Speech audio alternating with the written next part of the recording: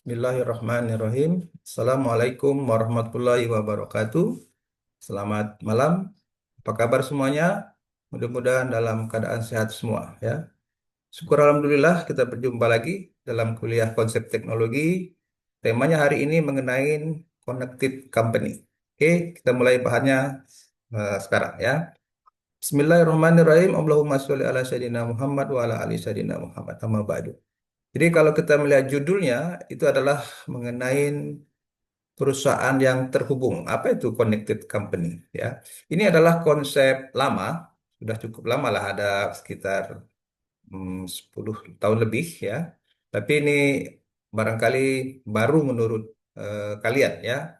Jadi apa sih itu connected company? Ya, ini adalah suatu konsep yang bagus dalam organisasi yang saya harap ini bermanfaat buat kalian sebagai calon-calon pemimpin masa depan untuk memahami bahwa ada organisasi baru atau pengaturan yang baru mengenai suatu perusahaan ya.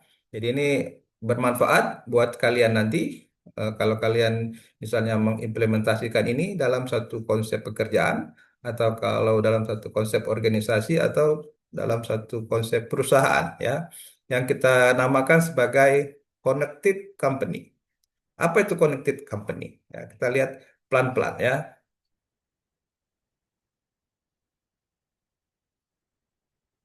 Tujuan pembelajaran kita ini adalah diharapkan mahasiswa mampu menjelaskan konsep dasar dari connected company.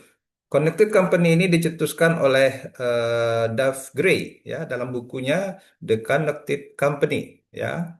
Ini satu pemikiran beliau yang dia lihat dari apa namanya praktek-praktek bisnis yang ada di seluruh dunia untuk perusahaan-perusahaan yang berkembang dengan pesat ya. Jadi beliau menulis konsepnya itu adalah connected company ya. Ini terdiri dari beberapa bab, nanti kita share ke kalian semua ya buku ini sehingga kalian bisa mempelajarin. Buku ini dalam bahasa Inggris, saya pikir itu bukan masalah ya. Kalian bisa melihat buku ini dan juga bisa menerjemahkan atau bisa memahaminya ya. Jadi diharapkan setelah pelajaran ini ya, ini satu buku ini bisa kalian dapatkan istilahnya pembukaannya ataupun konsepnya dalam kuliah kita hari ini ya. Jadi kalian diharapkan mampu menjelaskan apa itu konsep dasar di connected company ya. Kemudian bisa mengidentifikasi perbedaan struktur tradisional dan perusahaan yang terkoneksi ya. Ini bicara mengenai organization chart barangkali ya, susunan organisasi. Kemudian memahami pentingnya konektivitas digital dan adaptivitas. Ya, nanti connected company ini didukung oleh teknologi digital. Ya, jadi teknologi digital ini yang bisa membackup atau backbone atau tulang belakang dari konsep connected company. Kalau kita bicara tulang belakang, nah, itu bisa kalian pikirkan lah. Tulang belakang itu yang menopang ya. Kalau coba kalian kalau pikirkan tidak ada tulang belakang ya, seperti apa tubuh kita. Jadi kenapa disebut backbone atau tulang belakang?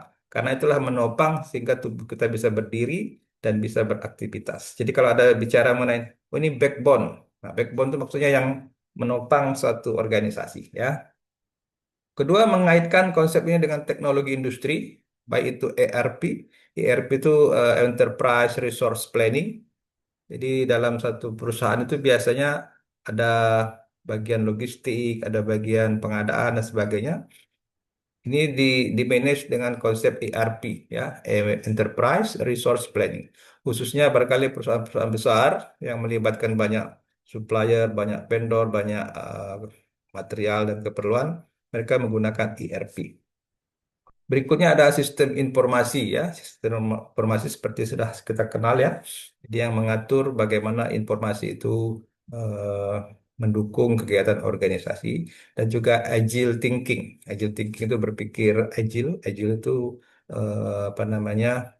Kalau kita lihat di kamus ya, agile itu artinya luwes ataupun eh, tangguh atau gimana lah, agile ya, berpikir yang istilahnya tidak habis akal lah, sebut agile thinking ya. Jadi kalau udah kehabisan akal kan susah. Nah, makanya kalau tidak mau kehabisan akal, mulai berpikir sebagai agile thinking ya.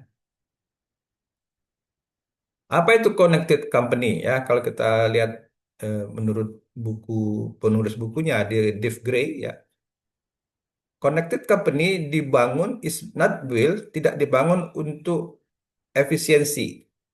Ya, kalau kita bicara pekerjaan-pekerjaan, biasanya kita cari efisiensi, ya. Tetapi dibuat untuk adaptability, ya. Jadi kebanyakan perusahaan kan mengejar efisiensi nih ya. Efisiensi itu artinya berapa hemat perusahaan itu mengeluarkan uang sehingga mendapatkan hasil yang diinginkan. Itu disebut efisiensi. Tetapi connected company ini dibuat untuk adaptability. Itu menurut si Dave Gray ya. Apa itu maksudnya adaptability? Adaptability itu artinya bagaimana perusahaan itu bisa berubah sesuai dengan kebutuhan keadaan ya. Jadi misalnya ada perusahaan ya kan, gara-gara apa namanya, gara-gara banyaknya online shop, dia bisa collapse, bisa tutup. Contohnya apa namanya, kayak supermarket apa, Matahari ataupun hypermart hypermart ataupun toko-toko eceran gitu kan, bisa tutup. Karena apa? Orang tidak lagi beli ke tokonya, ya kan? Karena semua orang, kebanyakan orang beli di online shop, ya kan? Nah, ini kalau tidak adaptability, otomatis dia tidak bisa bersaing dengan kondisi yang baru. Nah, disebut sebagai kemampuan adaptability. Jadi connected company ini bukan untuk efisiensi, tapi dibuat untuk bisa adaptability. Ya, jadi kalau dia misalnya zaman sekarang banyak toko online, dia pun ikut online dan sudah siap dengan kondisi online. Jadi juga buka online shop. Jadi dia tetap berbisnis, tapi mode bisnisnya berubah. Sebelumnya barangkali ada 10 toko, barangkali cukup satu toko atau dua toko, selebihnya tutup dan ngikutin adaptability. Nanti kalau orang udah mulai bosan online shop, dia buka lagi yang toko yang seperti yang dulu, ya. Jadi ini adaptability. Jadi ada perubahan, dia mengikuti. Nah, begitu maksudnya, ya.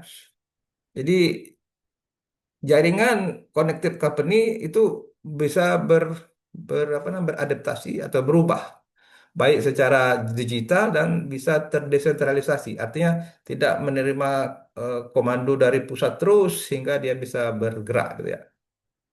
Tujuannya apa? Merespon perubahan dengan cepat dan inovatif. Ya, inovatif ini penting ya. Jadi barangkali sebelumnya beriklan di koran, sekarang beriklan di medsos gitu kan ya. Kemudian produknya itu bisa di apa namanya, didapat di apa namanya, jaringan-jaringan shop online, atau bisa juga di jaringan-jaringan medsos yang lain ya. Jadi ini banyak banyak hal yang membuat dia bisa survive ya, baik secara biasa ataupun mengikuti kondisi yang lain atau luar biasa.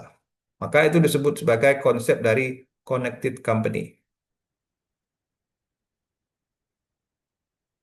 Oke, kita lihat kenapa connected company. Ya, kenapa berubah?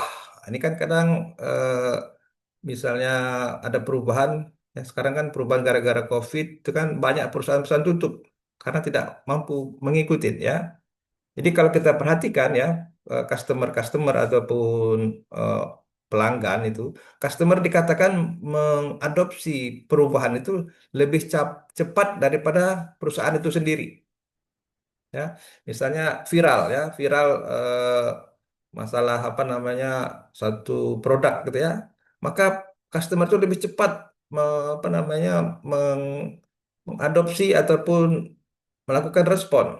Misalnya ada satu produk, kemarin ada produk boneka gitu ya, viral ya. Saking cepat viral sehingga si produsen yang membuat produk tersebut tidak bisa melayani sebegitu banyak pelanggan dalam waktu yang cepat, sehingga harganya naik, kemudian apa namanya, eh, banyak pelanggan yang tidak mendapatkan, sehingga ada produk-produk yang lain ikut menumpang gitu kan ya, sehingga keuntungan yang mestinya besar tidak bisa tertangani ya. Atau misalnya satu isu ya, mengenai produk yang defect atau produk yang tidak sesuai dengan iklan, ini juga viral dengan cepat. Sehingga customer atau pelanggan bisa merespon tidak ingin membeli produk tersebut. Akibatnya apa? Produk tersebut tidak laku dan si produsen, misalnya produsen handphone, itu belum sempat untuk melakukan counter terhadap isu-isu yang membuat produknya itu bermasalah. Nah, ini artinya customer itu merespon lebih cepat daripada si perusahaan. Ini sudah sering terjadi ya. Ada pepatah mengatakan dalam bahasa Inggris ya, jika kamu membuat customer tidak happy, if you make customer unhappy di dunia sekarang, dalam dunia nyata, mereka bisa bercerita kepada 6 kawannya. They might each tell six friends. Kalau di dunia biasa ya, di dunia nyata gitu ya. Tapi jika Anda membuat customer tidak happy di internet, nah sekarang ini ya, mereka bisa mengatakan kepada 6.000 kawan-kawannya. Ternyata bukan 6.000 ya, bisa ada yang 10.000, ada 100.000, ada juta malah ya. Kalau tidak happy, maksudnya ini viral. Ini maksudnya kalau tidak sesuai, baik itu bagus tidak bagus, itu akan viral dengan cepat ya, dalam hitungan detik gitu ya. Nah, ini yang membuat customer merespon sangat cepat terhadap isu-isu yang perusahaan tidak sempat untuk melakukan counter dari masalah tersebut. Nah, ini summary singkat sebelum kita lanjutkan ya, supaya kalian dapat bayangan. Jadi, connected company itu eksis sebagai makhluk hidup. Nah, ini ya, connected company itu eksis sebagai sesuatu yang hidup, living. Ya, kemudian dia belajar, learning network. Ya, jadi perusahaan yang tadi connected itu bisa seperti makhluk hidup, belajar, learning network, lingkungannya belajar di dalam lingkungan network yang besar. Jadi dia setiap saat dia mengamati, kemudian berubah, kemudian melakukan adaptasi dan inovasi. Ya, jadi artinya cepat sekali perubahannya. Ya, kemudian awareness and influence, ya, not control are sources of network power. Jadi living network ini ya secara apa namanya tidak bisa kita kendalikan, tapi bisa kita apa namanya amatin, bisa dipengaruhin. Jadi awareness orang, kemudian influence orang itu merupakan sumber dari network power ini. Contohnya tubuh kita ini ya, kita kan terdiri dari network nih. Ada jaringan saraf, otak, tangan, kaki, mulut, sebagainya. Tidak bisa kita kendalikan itu, ya. Tidak bisa kita kendalikan apa namanya kalau ada masalah, tidak bisa kita kendalikan semua ke tubuh kita ini. Tidak bisa dikontrol. Tapi kita bisa pengaruhin. Ya, kita bisa apa namanya aware ya, kita jaga ya. Jadi supaya network dalam tubuh kita ini bagus, kita bisa pengaruhi dengan apa? Misalnya dengan cara olahraga, dengan cara berpikir yang positif, dengan apa namanya tindakan-tindakan yang sehat, atau sebaliknya, ya. Kalau tindakan kita tidak sehat, gaya hidup tidak sehat, maka otomatis network dalam tubuh kita ini akan terpengaruhi. Nah, itu maksudnya ya. Begitu juga connected company ya.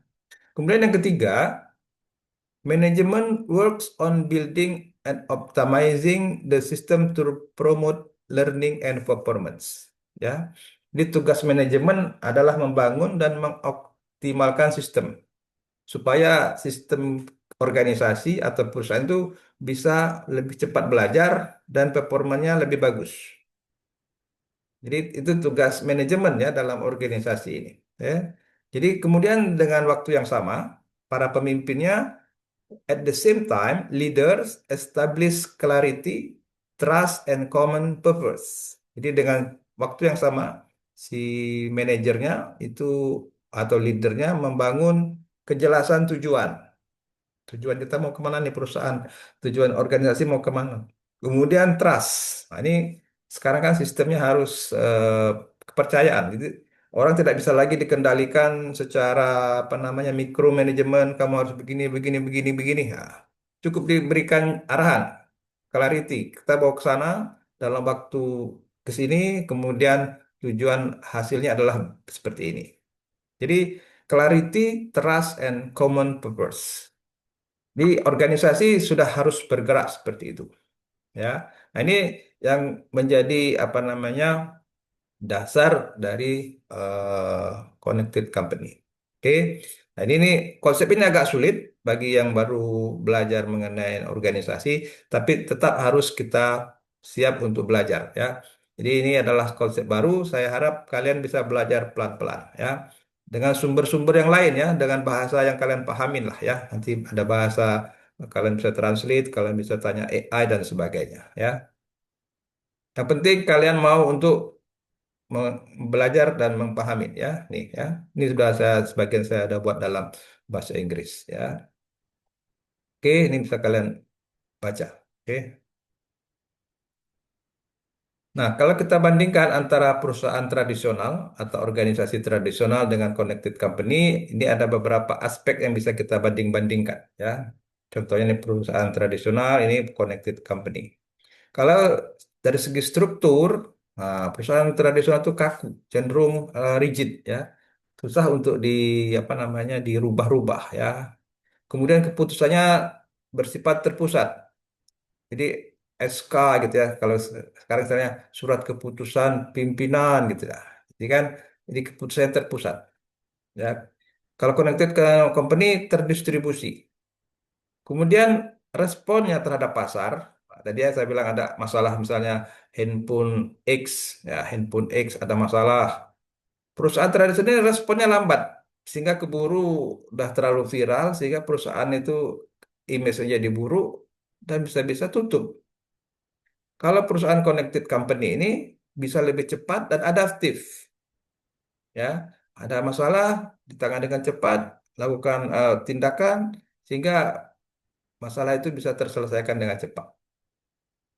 Kemudian koneksi antar fungsi, misalnya perusahaan apa organisasi itu terdiri dari fungsi-fungsi gitu ya. Ada manufaktur, ada quality, ada desain, ada bagian pembelian dan sebagainya. Itu terpisah dalam satu apa namanya tempat-tempat yang berbeda atau silo. Kalau kita lihat di kantor-kantor itu dalam bentuk apa kamar-kamar, kotak-kotak gitulah secara fisiknya ya. Kalau connected company ini mereka terintegrasi. Bagi-bagian itu terintegrasi dan bekerja sama atau kolaboratif. Ya, jadi tidak ada misalnya departemen A membuat ini, departemen B tidak tahu gitu kan ya. Dan sehingga ini kalau sudah terintegrasi ya seperti kita bergerak dalam tubuh kita inilah ya. Kalau tangan kita itu bergerak ke kanan, maka mata tahu, oh tangan saya satu lagi udah ke kanan. Ya kan? Begitu juga yang tangan kiri ataupun kalau mau kita mengarah ke sana, maka kaki akan berjalan, ya mengikuti. Tidak pernah ada kaki berjalan ke kanan, tapi eh, otak kita maunya ke kiri. Nah, itu kan artinya tidak kolaboratif. Seperti mengikuti tubuh kita lah ya. Kemudian didukung apa? Aspek sistem teknologi. Ya, kalau informasi dalam perusahaan tradisional itu terbagi-bagi. Ya, oh ini bagian departemen A, ini departemen B. Kalau connected company ini terhubung real time. Ya, artinya kondisi departemen A langsung diketahui oleh departemen B dan seterusnya.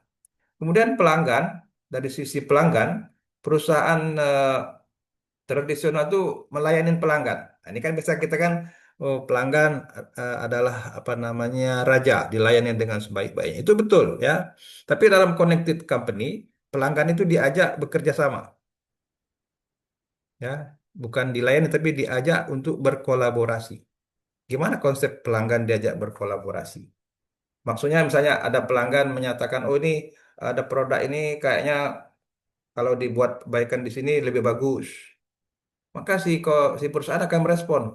Dia akan merespon apa keinginan customer tadi, kemudian dijajakin secara teknis bisa, maka itu bisa diadopsi, ya kan? Oh pelanggan nggak suka ini apa namanya pelayanan seperti ini, kemudian di di apa namanya dirapatkan ataupun telaah secara teknis tidak mempengaruhi satu produk, barangkali yang fungsi-fungsi ini dihilangkan. Artinya pelanggan ini bisa merespon suatu produk dengan cepat dan connected company bisa melakukan perubahan juga dengan cepat. Nah, begitu maksudnya ya, yang dikatakan berkolaborasi. Oke. Nah, ini aspek-aspek ini bisa kalian pahami lagi ya, nanti di secara mandiri ya. Kalau saya lihatkan gambar ini ada di bukunya Dave Gray ya. Kita lihat ini ada gedung. Gedung ini mau diapakan ini? Ini di gedung ini mau ditumbangkan ramai-ramai. Ya kan, ini ada banyak orang terhubung dalam satu jaringan dan akan menumbangkan perusahaan ini. Ya, ini namanya connected customer. Anggaplah ini di tengah-tengah ini adalah suatu perusahaan, ini adalah customer-customer yang tidak happy. Dia bisa menumbangkan perusahaan ini dengan jaringan yang kuat. Ini sudah sering terjadi kan di zaman sekarang ini. Jadi dikatakan di sini customer itu terhubung, membentuk satu community, membentuk satu network yang dengan cepat bisa membagi informasi dan bisa mengatur dirinya sendiri dan bisa sangat powerful, sangat apa namanya, berkekuatan gitu ya, berdaya yang sangat luar biasa sehingga bisa mempengaruhi atau malah menumbangkan perusahaan. Ya, jadi company ya, perusahaan harus bisa lebih responsif terhadap keinginan customer, ya, keinginannya dan kemauannya. Jika ingin apa perusahaan itu survive. Jadi customer itu sangat kuat. Karena apa? Mereka bisa membangun network sangat cepat, artinya viral dengan cepat dan mempengaruhi performa suatu perusahaan dengan seketika.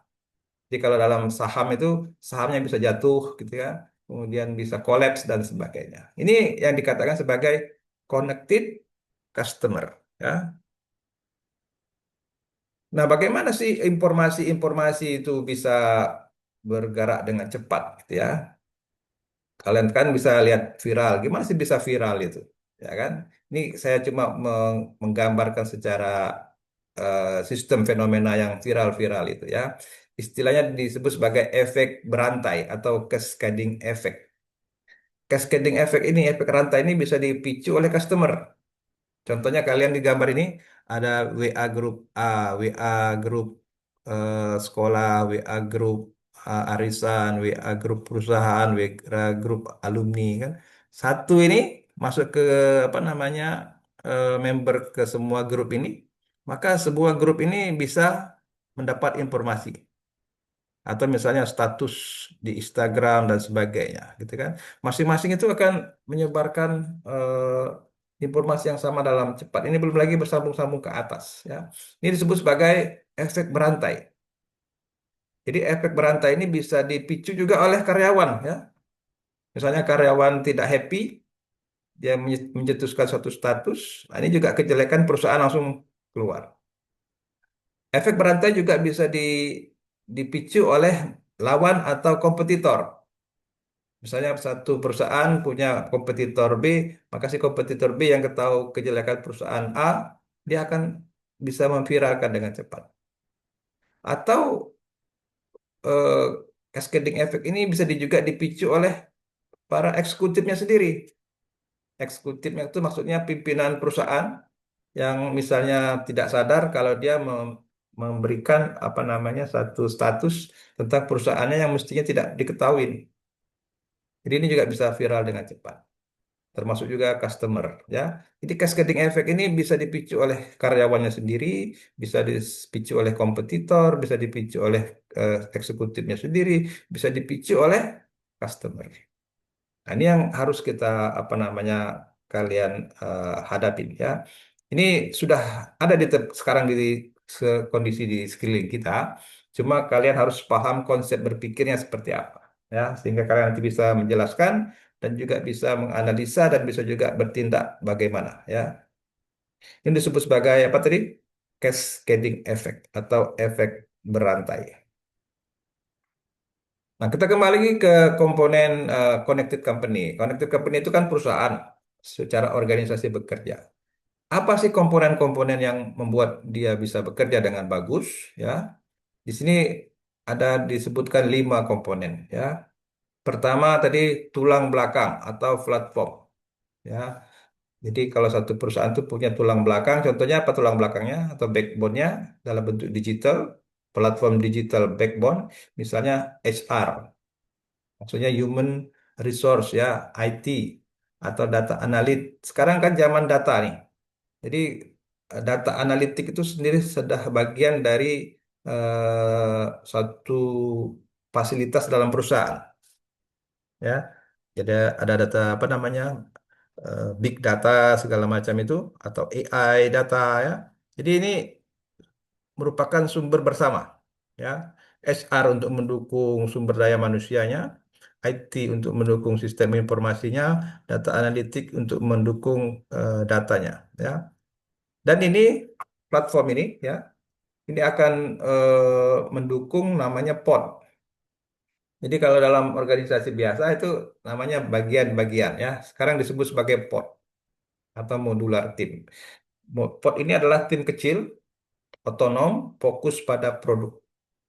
Jadi kalau perusahaan itu punya banyak jenis produk, maka mereka membentuk namanya pod atau tim-tim kecil yang fokus kepada produk tertentu. Ya.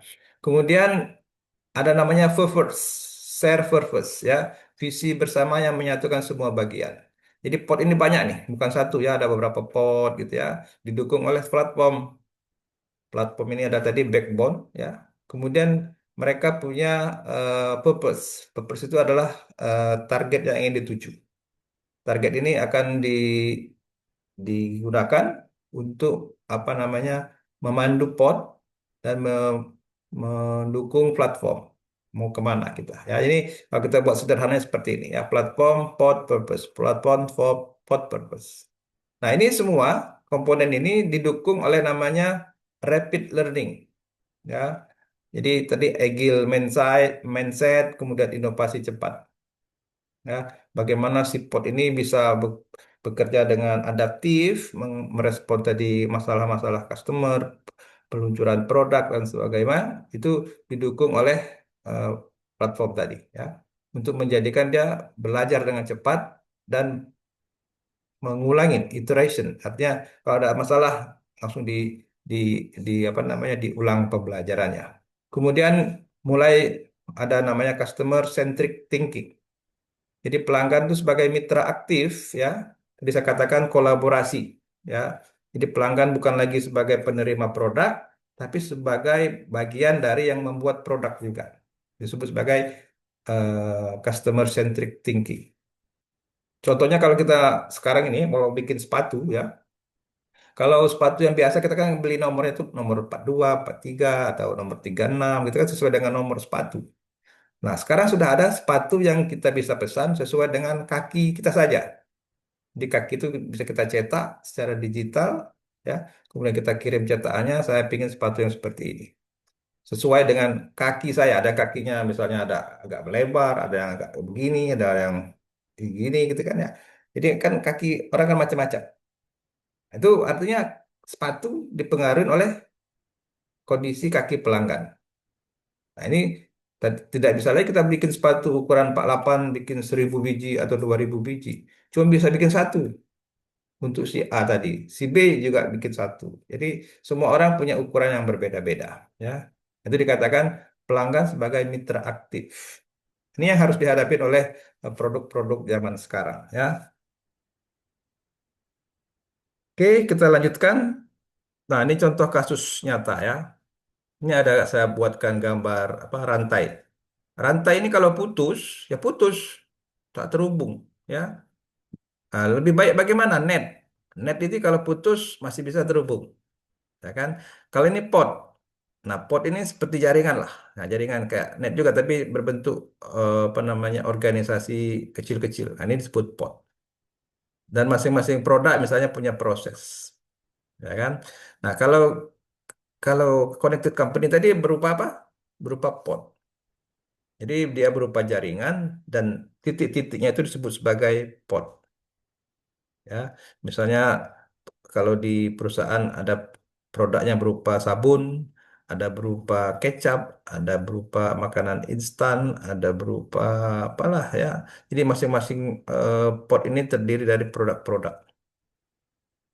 Jadi bukan departemen-departemen, misalnya departemen apa pemasaran, departemen Desain. Jadi satu pot ini terdiri dari desain, pemasaran, pembelian, lengkap. Ya, satu pot itu satu organisasi yang lengkap, tapi kecil. Ya kan, kecilnya itu relatif lah ya, tergantung besar pasar produk tersebut ya. Contohnya nih Spotify. Sering kan kalian pakai Spotify kan? Nah, Spotify itu kan ada di seluruh dunia. Apakah yang dilayani di Indonesia orangnya sama atau timnya sama? Apakah yang dilayani di Amerika sama? Jadi mereka menggunakan pod otonom dalam pengembangan produk. Di lagu-lagu di Indonesia, ada lagu-lagu di luar negeri, di Amerika, di Arab, ya kan? Mereka produknya lagu, tapi setiap eh, negara atau setiap pelanggan di satu negara mereka punya pot-pot tersendiri. Sehingga lebih cepat mereka merespon keinginan pelanggan di Indonesia, di Vietnam, di Amerika, di Arab Saudi, ataupun di Afrika dan sebagainya. Jadi mereka menggunakan sistem ini. Kemudian Amazon.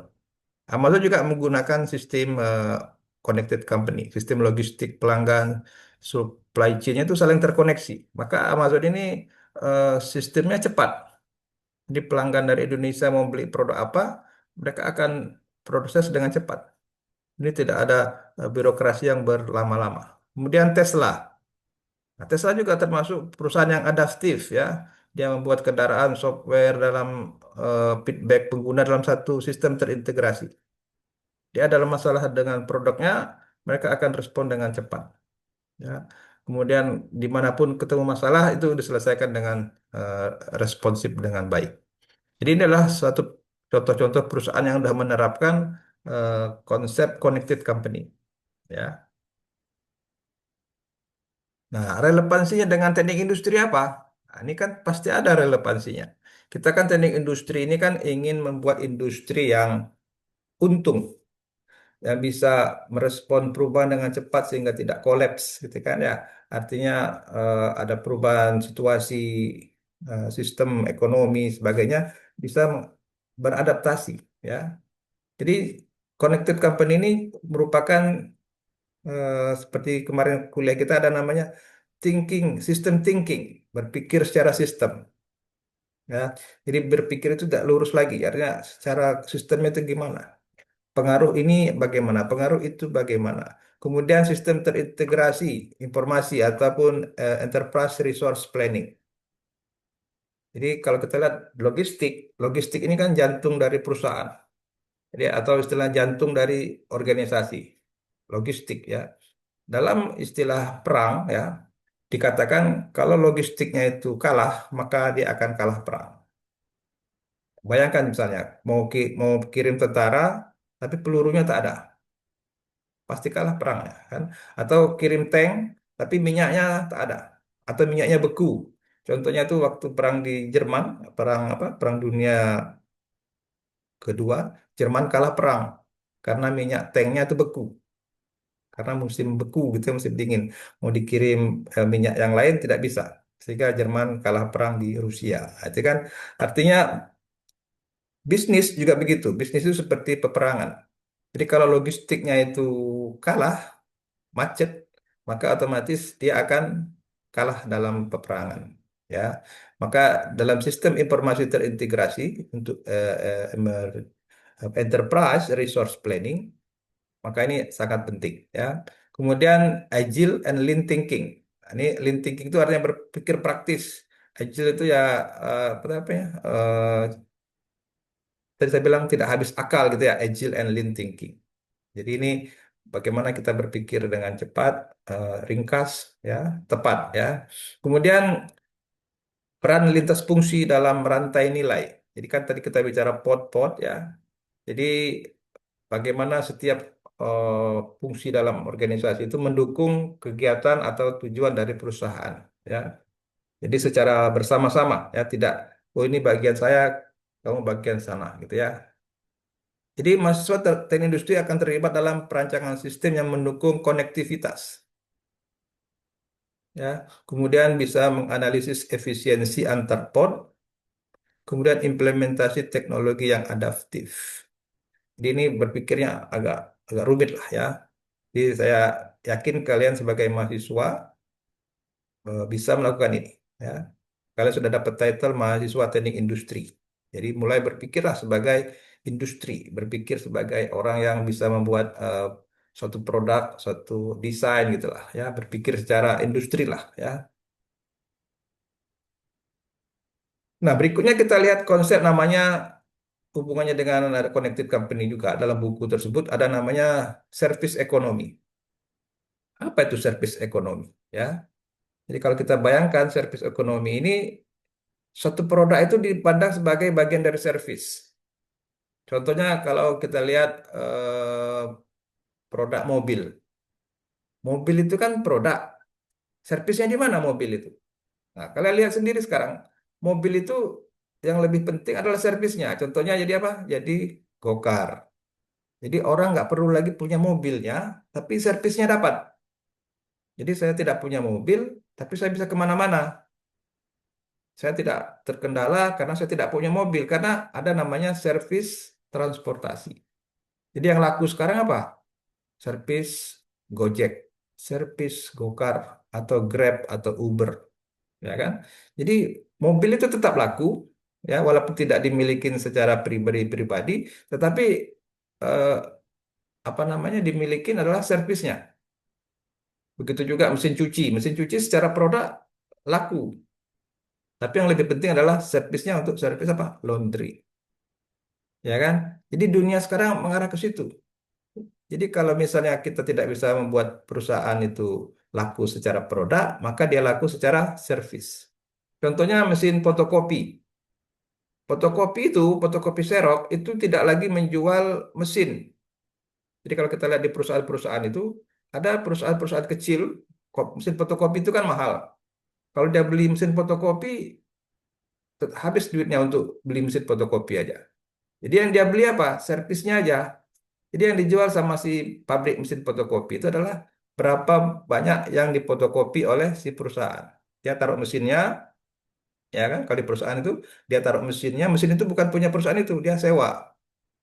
Yang dia bayar adalah berapa banyak fotokopi yang dihasilkan. Misalnya satu fotokopi itu harganya 1.000 lah misalnya. Jadi setiap fotokopi 1.000, satu biji dicas 1.000. Kalau fotokopi sampai 1.000, berarti 1 juta lah, ya kan tagihannya. Jadi si perusahaan membayar cukup berapa banyak dia fotokopi.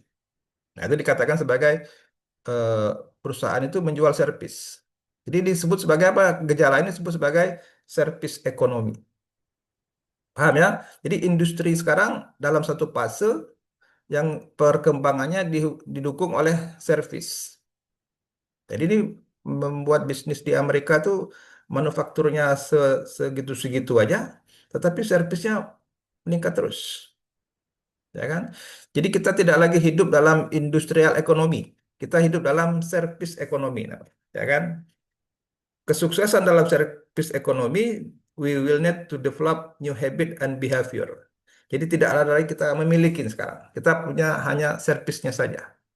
Kita perlu merubah struktur organisasi yang lebih baru, ya. Jadi servis sekarang terintegrasi dengan segala sesuatu yang kita pakai dan kita beli.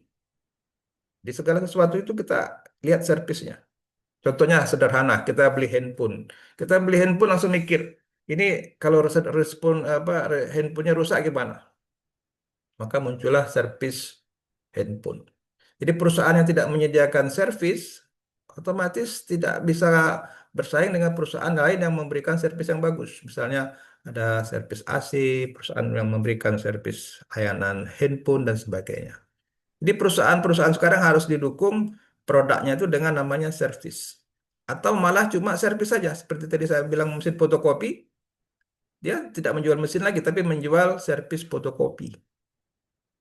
Barangkali mobil-mobil mewah kayak Mercy segala macam dia tidak menjual mobil lagi, tapi dia menjual servis transportasi layanan premium. Dia tidak menjual lagi itu apa namanya produk. Ini cenderung menjadi servis ekonomi. Nah, contoh jadi saya bilang mobil mewah, ya. Kalau kita membeli mobil mewah harga 5 miliar gitu kan ya, kita perlu cuma 1 hari, misalnya untuk ada kunjungan presiden atau kunjungan orang-orang penting atau mau untuk pernikahan gitu kan. Kita tidak beli mobil, ya. Kita hanya beli servisnya aja. Servis misalnya sewa 1 hari atau 2 hari. Jadi katakan servis gitu kan ya. Yang punya mobil siapa? Ya perusahaan yang punya bisnis servis lah. Ya kan, jadi mobil ini setiap hari bisa disewa orang yang berbeda-beda. Yang penting mobil ini tetap laku sama si pabrik mobil, dijual. Tapi yang beli bukan lagi orang per orang, tapi satu perusahaan yang menyediakan servis. Nah, tadi saya bilang mesin fotokopi, ini Xerox nih, mahal nih mesin ini. Jadi kalau kita punya project 1 tahun, kalau harga mesin fotokopi ini 50 juta, habislah duit 50 juta di sini. Ya kan? Tapi sekarang Xerox ini sudah menjual namanya servis fotokopi. Jadi berapa yang kita print itu yang kita bayar. Barangkali ada minimum minimum anu lah, minimum berapa order gitu ya. Tapi untuk selanjutnya kita lihat berapa banyak pemakaian, ya. Begitu juga mesin cuci. Kita punya rumah kos, barangkali tak ada mesin cuci, ya kan? Kemudian kita bekerja di situ sebentar, pindah-pindah lagi. Barangkali kita cuma sewa laundry saja. Masukkan koin $5 atau $10, selesai mencuci. Kalau beli barangkali perlu uang lebih banyak lagi, gitu kan? Nah, ini artinya servis ekonomi, ya kan? Jadi orang tidak lagi memiliki mesin cuci, tapi perlu mencuci. Nah, itu maksudnya. Orang tidak perlu beli mobil, tapi perlu transportasi. Nah, dari segi apa namanya perkembangan servis ekonomi ini, dia dipicu oleh beberapa hal. Jadi ada 3 hal yang memicu, ya. Di Amerika sana diselidikin, yang memicu adalah produk saturation. Orang sudah jenuh. Orang tidak mau lagi punya apartemen, tapi tetap mau tinggal di apartemen. Caranya gimana? Mereka sewa. Kalau beli mobil, perlu servis mobil, perlu apa namanya pajak mobil, perlu lagi apa namanya aksesoris segala macam lagi kan. Tapi kita perlu transportasi, maka namanya sekarang apa namanya online eh, transportasi, ya kan.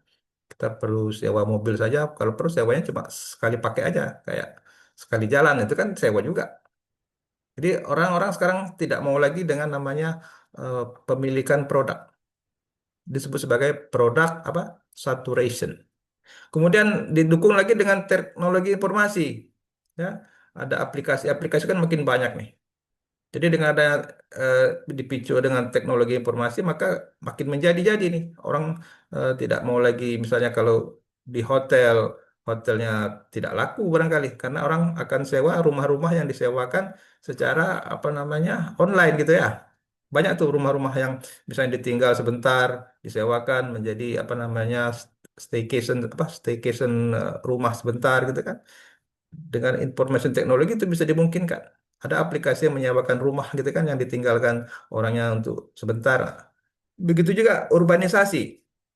Urbanisasi ini ya perpindahan orang dari satu desa ke kota, ya. Jadi kota makin banyak dan perlu banyak servis. Ya, jadi perkembangan populasi urbanisasi itu sampai cukup tinggi, ya. Ini di Amerika sana. Dan ini di kota-kota besar juga makin seperti itu.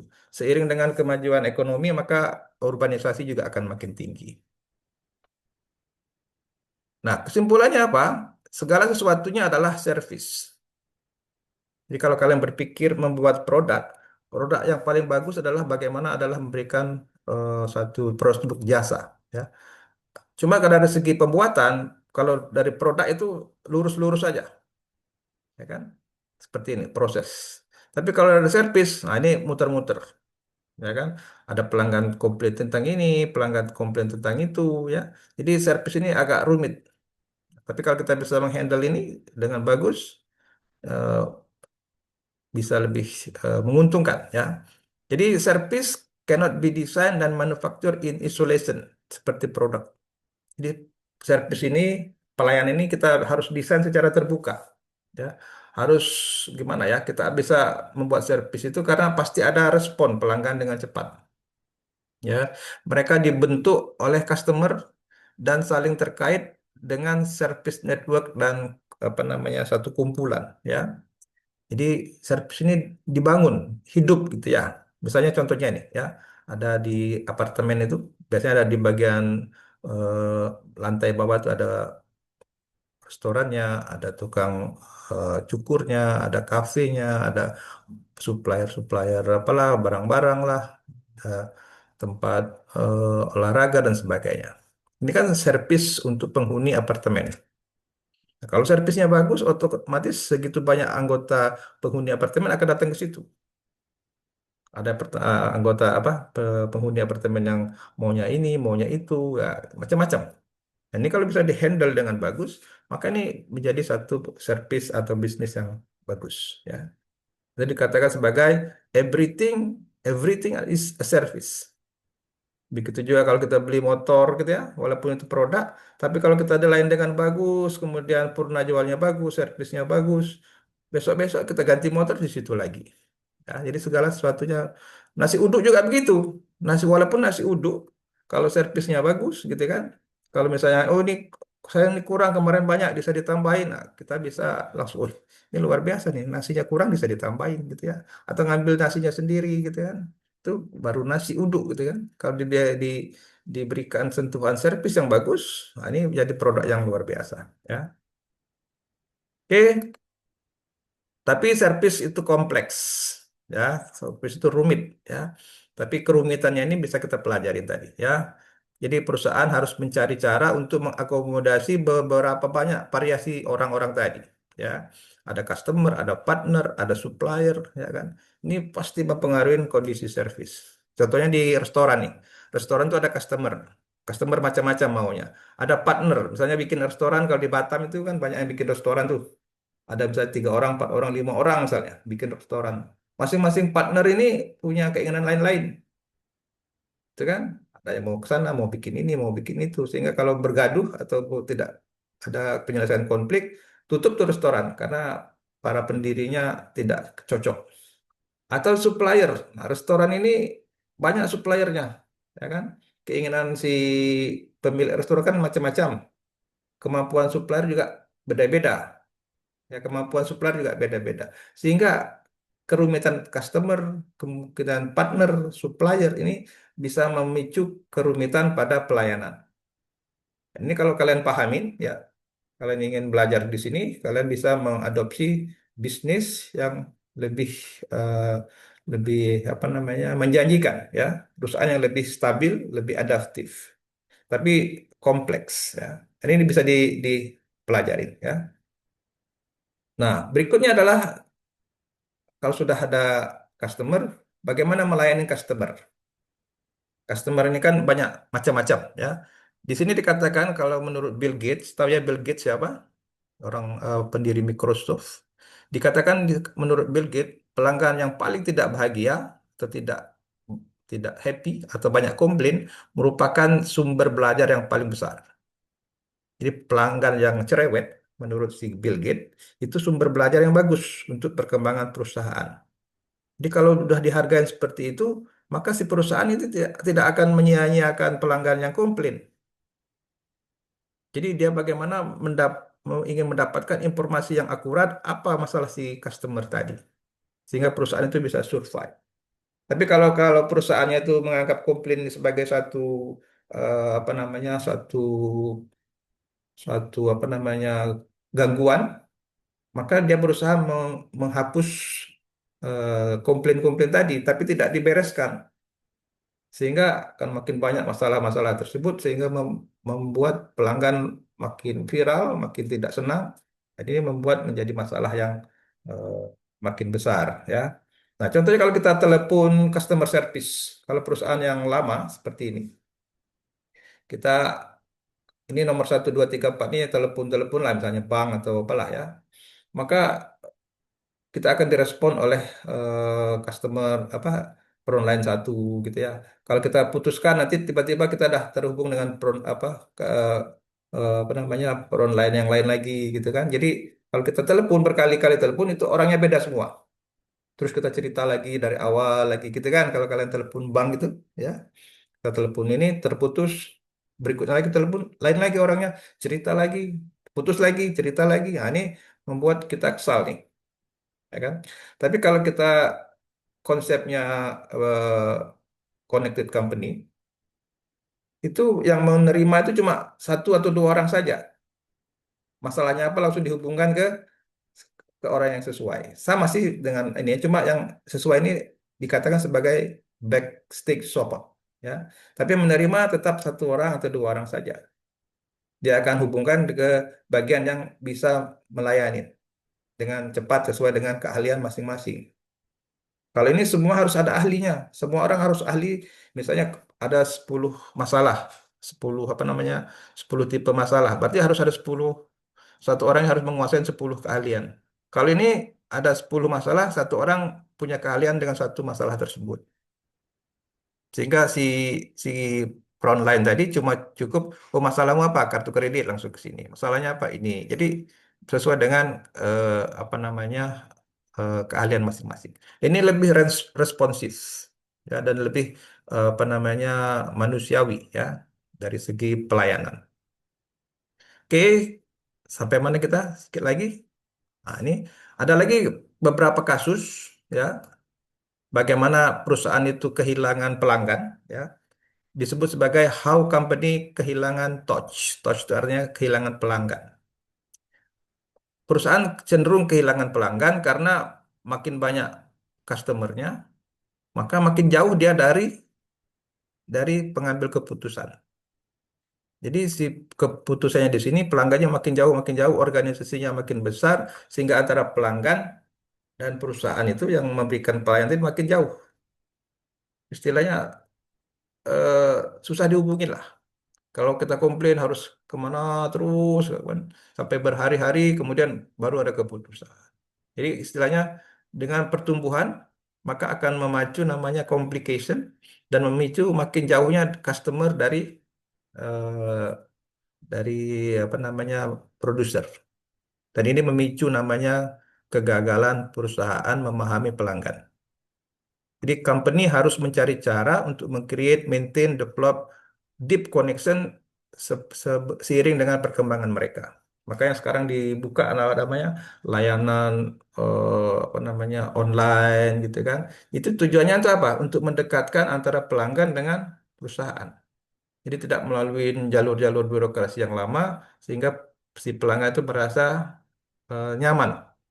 Ya, misalnya mesin cuci kita rusak di rumah, kita ngelayanin ini tak bisa, ngelayan tak bisa sampai berhari-hari, akhirnya mesin cuci tidak bisa diperbaiki. Ya, kalau misalnya responnya cepat, kita ada online service dengan sekali pesan kita bisa tahu akan diperbaikin oleh siapa dan di mana. Nah, itu maksudnya kalau company kalau terlalu lambat sehingga dikatakan company lost touch, kehilangan pelanggan. Ya, tadi ini banyak membuat perusahaan-perusahaan besar tutup. Ya, contohnya ini ya. Contohnya Kodak. Tahu Kodak ya, pembuat kamera itu, kamera Kodak ya. Itu Kodak itu adalah penemu pertama kali digital kamera. Tapi dia lebih fokus ke bisnis apa? eh, Film apa? Film yang untuk kamera yang bisa dicetak. Karena dia tidak mempedulikan kebutuhan digital, karena dia pikir ya hebat di kamera yang biasa itu, sehingga dia terlambat sehingga dia tidak bisa merespon kebutuhan pelanggan untuk digital kamera sehingga habis ya langsung kolaps. Nanti kalian lihat di YouTube atau di mana kegagalan Kodak dalam menghandle pelanggan. Ada lagi IBM. IBM ini pernah jatuh gitu ya karena dia fokus kepada apa namanya sesuatu yang tidak kepada pelanggan, hampir putus. Nah, jadi IBM sekarang apa namanya komputernya itu hampir tidak ada, tetapi dia bisnisnya tetap ada. Jadi hebatnya gitu saya bilang ya. Jadi IBM ini tidak lagi peduli menaruh apa namanya kalau di laptop itu tidak ada lagi tulisan IBM. Tapi di dalam laptop kita ini ya komputer-komputer kita itu kebanyakan komponennya adalah IBM.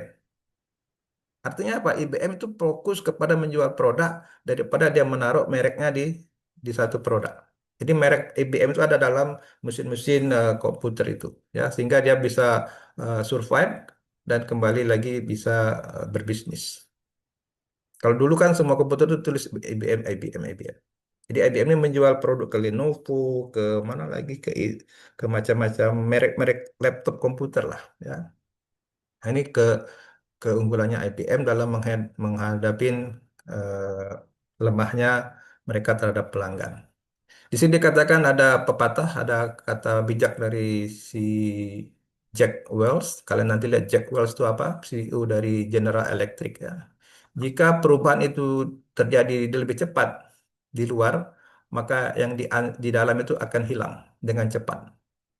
Jadi kalau perubahan di lingkungan bisnis itu, misalnya masyarakat ingin begini, begini, begini, begitu macam banyak ingin, ya. Tapi perusahaan itu tidak bisa menghadapi keinginan tadi, maka perusahaan itu langsung habis. Itu maksudnya, ya. Happening outside faster, maka perusahaan itu hilang dengan sekejap. Jadi begitu juga kalian bikin organisasi gitu, ya. Keinginan siapa, himpunan gitu kan. Banyak keinginannya, organisasi himpunan itu terlalu lambat, maka himpunan itu tidak berapa namanya bergaung atau tidak bisa eksis gitu, ya. Itu maksud pepatah si Jack Welch ini, ya. Oke, sedikit lagi, nah, penutup, ya. Di sini dikatakan bahwa connected company merupakan model organisasi masa depan. Kalian yang sekarang masih kuliah di tingkat satu, kalian yang memiliki masa depan, ya. Nanti kalau kalian eh, tamat sekolah, tamat kuliah, kalian bisa menjumpai ternyata connected company ini merupakan pola organisasi dan perusahaan yang ada di mana-mana, ya. Teknologi digital menjadi tulang punggung atau backbone, ya. Semuanya perlu digital. Kemudian kalian sebagai engineer aktor penting, ya, dalam desain, integrasi dan inovasi. Jadi ini adalah satu eh, apa namanya future sight buat kalian sebagai calon-calon engineer masa depan untuk bersiap-siap dengan apa namanya organisasi ataupun model perusahaan yang mengadaptasi kekinian dan mempunyai kemampuan untuk apa namanya adaptability, ya. Jadi connected company ini dibangun untuk adaptability, bukan untuk efisiensi, ya. Jadi ini sebagai eh, pemikiran yang baru, saya yakin untuk kalian agak sulit, tetapi bisa, ya. Tinggal kemampuan untuk belajar, ya. Nanti bukunya juga saya share di sini. Kemudian ada tugasnya, tugas kuliah kita hari ini. Ada tugas pertama, tugas 4 namanya, tugas 4 kalau nggak salah ini, ya. Kalian pilih satu usaha yang pernah jadi produk, sekarang jadi bisnis jasa. Selain tadi sudah saya sebutkan, ya, ada mesin cuci, ada mesin fotokopi, ya. Kalian pilihlah salah satunya, ya. Apa penyebabnya? Apakah lebih menguntungkan? Siapa yang diuntungkan? Bagaimana supaya bisnisnya tersebut lebih fair, ya, bentuk dalam PPT. Kemudian kalian apa namanya bikin apa namanya presentasi dalam kelompok dan kalian rekam lah, ya, dalam YouTube, ya. Kemudian yang kedua, kalian buat ringkasan satu satu kelompok satu bab, ya. Buku itu ada berapa bab? Kelas kita ini ada kelas C, kelas D, kelas E, kelas F. Jadi saya harap semua bab dalam buku itu di cover. Jadi misalnya kelas C, misalnya membahas 3 bab, misalnya kalau 12 bab, setiap kelas itu membahas tiga, tiga apa namanya, 3 bab. Jadi saya harap yang dikatakan kelompok ini kelompok dalam seluruh kelas C, D, E, F, ya. Di setiap bab itu di cover, ya. Walaupun itu berulang-ulang tak apa, ya. Yang penting semua bab di cover. Misalnya kelas C, kelas C itu kita ada 4 kelas. Misalnya nanti saya lihat babnya itu ada berapa, masing-masing kita bagi bagi 4. Jadi misalnya satu kelas itu dapat 4 bab, maka dibagi di eh, apa namanya di kelas tersebut. Ya, paham, ya, maksudnya, ya. Kemudian buat dalam bahasa Indonesia dalam bentuk PPT, ya. Dan kalian ini kerjakan dalam bentuk diskusi. Jadi ada 2 tugas kelompok dan semuanya dalam bentuk presentasi dalam kelompok kalian, gunakan misalnya Zoom, kemudian kalian rekam, kemudian kalian submit PPT-nya, ya, dan juga link rekamannya ke email saya, ya, dalam 1 minggu. Oke, jadi ini tetap tugas 1 minggu. Ya, ada 2 tugas yang berupa presentasi dalam kelompok kalian. Kalian rekam, kemudian kalian upload ke YouTube dan bikin YouTube-nya yang bagus, ya. Jangan asal jadi gitu ya. Ada pembukaannya, ada perkenalan tentang teknik industri Unrika, kemudian ada apa namanya presentasinya, kemudian ada penutupannya, sehingga hasil dari tugas kalian ini lebih apa namanya bermanfaat kalau ditonton orang lain gitu ya. Bukan hanya untuk menyelesaikan tugas, tapi ada manfaatnya untuk pencerahan mahasiswa-mahasiswa yang tidak belajar tentang tema ini. Oke, saya harap ini bisa jelas tugasnya sehingga jangan lagi ditanya-tanya gimana bentuk tugasnya tersebut. Oke, saya harap ini eh, bermanfaat kuliah kita hari ini dan memberikan pencerahan. Terima kasih atas perhatiannya. Mohon maaf atas kesilapan. Assalamualaikum warahmatullahi wabarakatuh. Alhamdulillahirabbil alamin.